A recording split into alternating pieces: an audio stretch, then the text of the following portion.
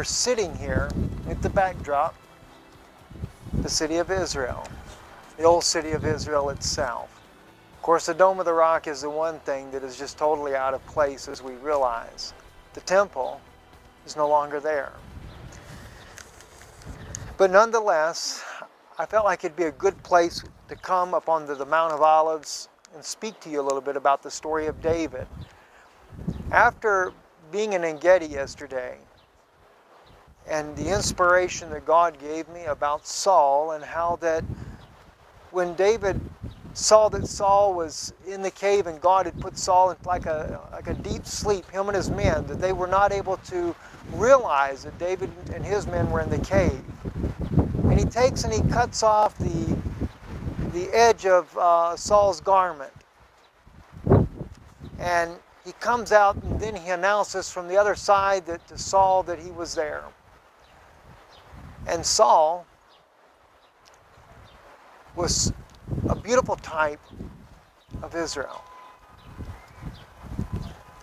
As I begin to prayerfully think about the story of David, though, I begin to realize there's so much more to David and in the things of his life that type the Messiah.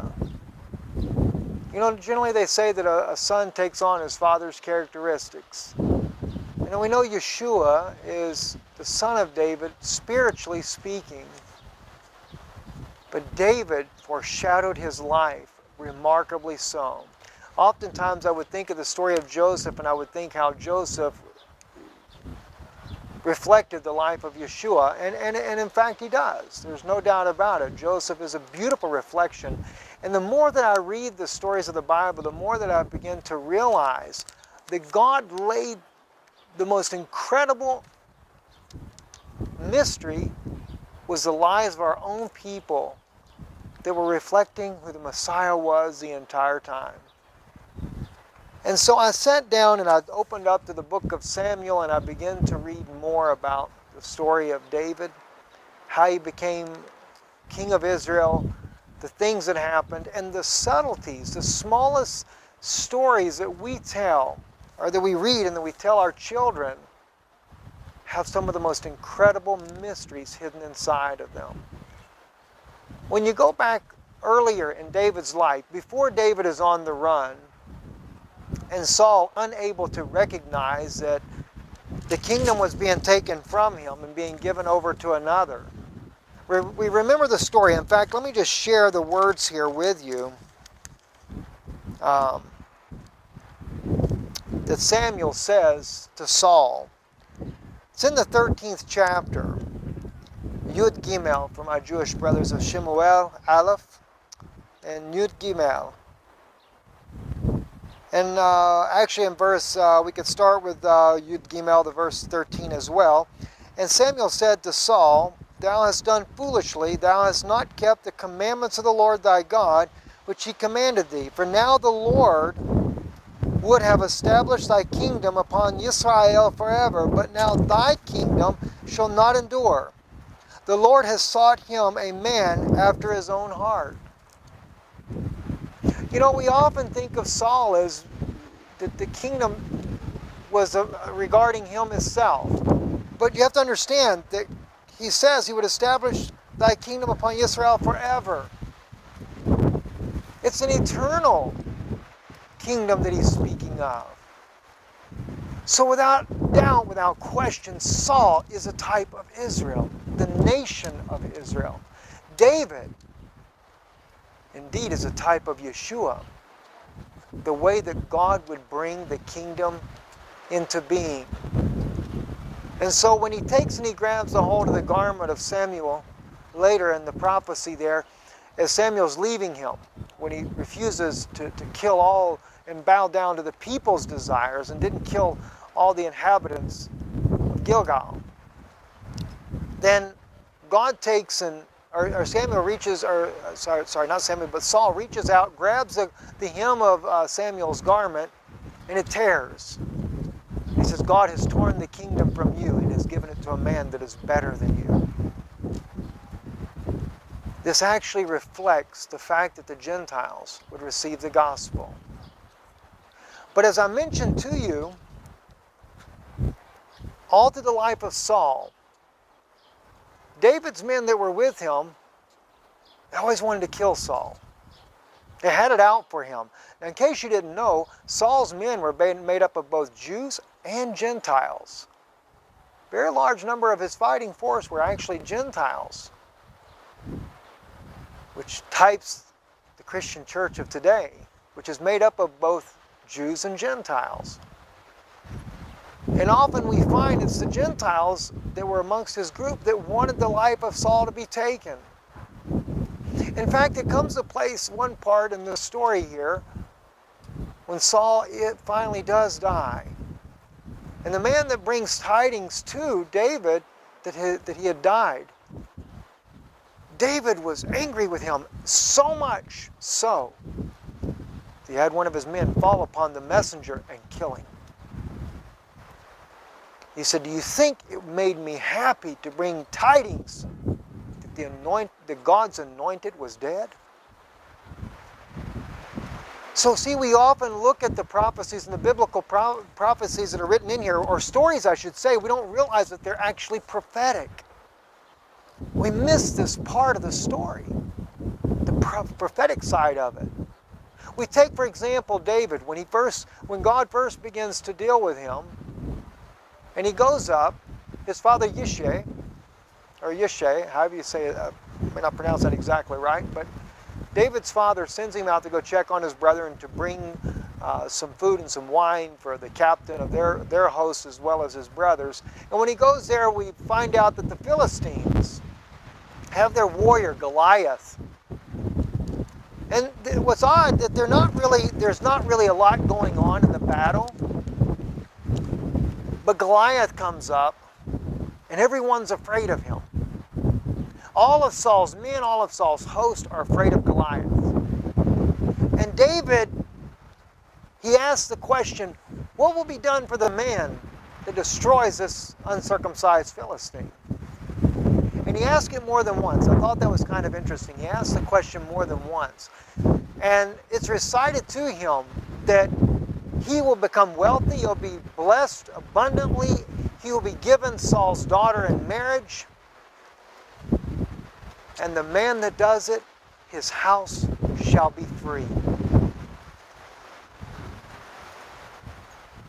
This is nothing, or I shouldn't say nothing, this is the most incredible prophetic statement written in the story of David.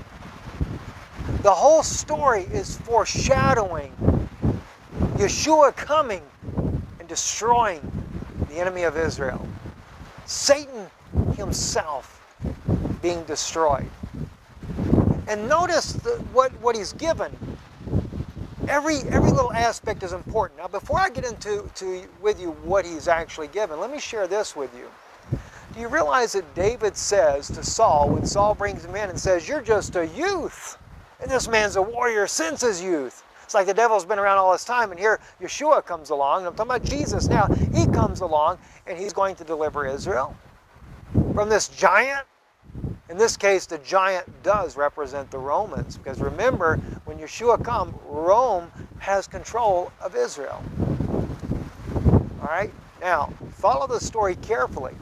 David recites to him about the lion and the bear that comes in, and how that God delivered the lion and the bear into his hands, and he slays them.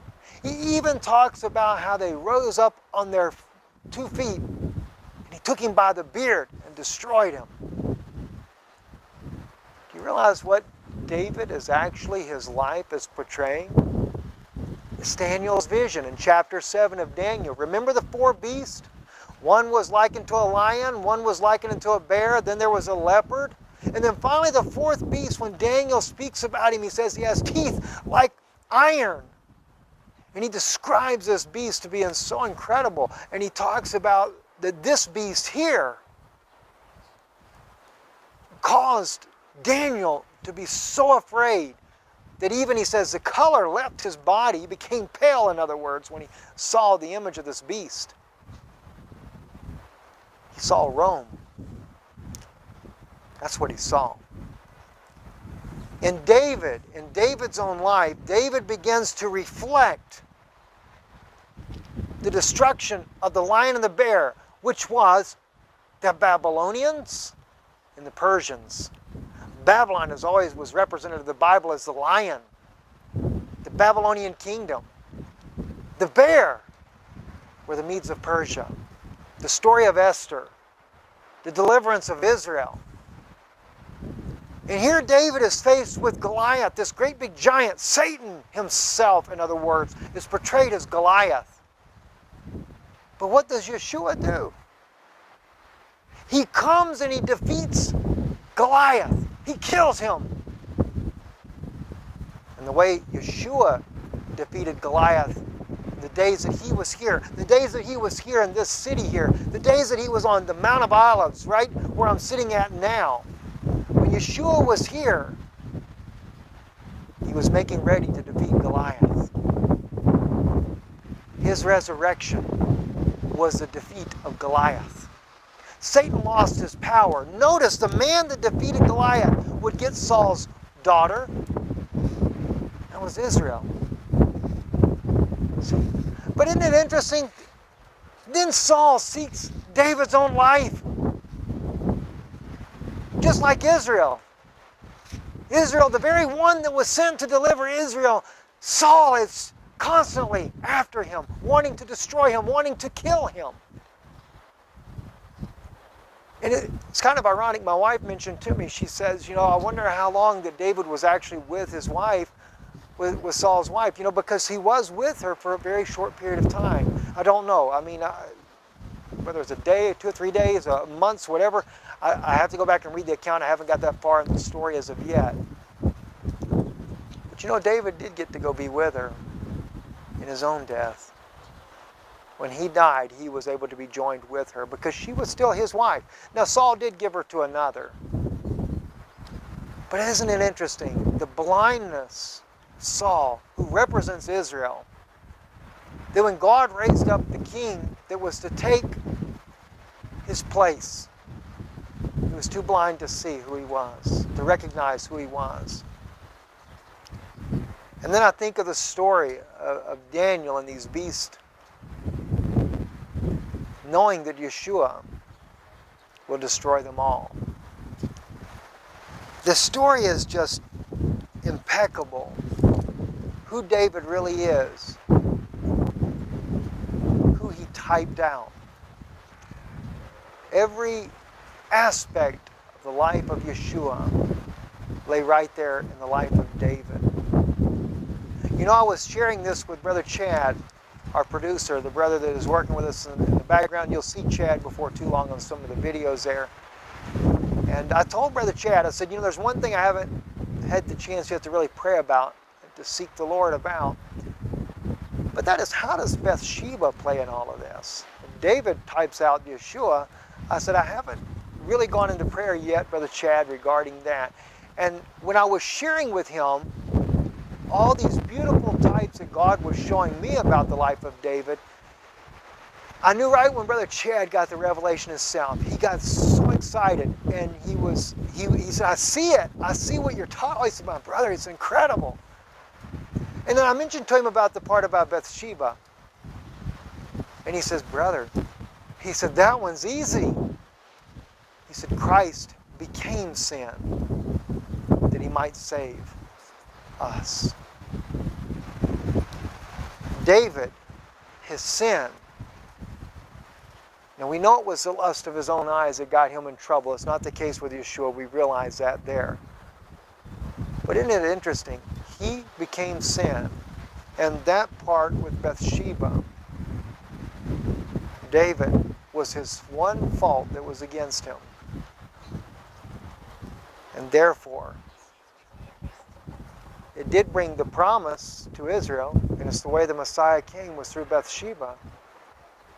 I find it kind of ironic in the Midrash. It mentions the fact that Bathsheba, nowhere do we find any place where she ever repented for any of the sins of the acts that were committed. It really troubled the rabbis that she never confessed anything. But you know what? I don't think she had anything to confess to begin with. David sent for her. He was the king. What was she to do? There's a lot more that could be said about the story here of David. There's just so much that God is unfolding and revealing. How Saul types Israel today. And no doubt there's many things I forgot to tell you that God revealed to me earlier this morning. But as it comes back to my memory, I'll share with you more about this. God bless you. I'm Stephen Benjamin in the Mount of Olives, overlooking the old city of Jerusalem. Shalom.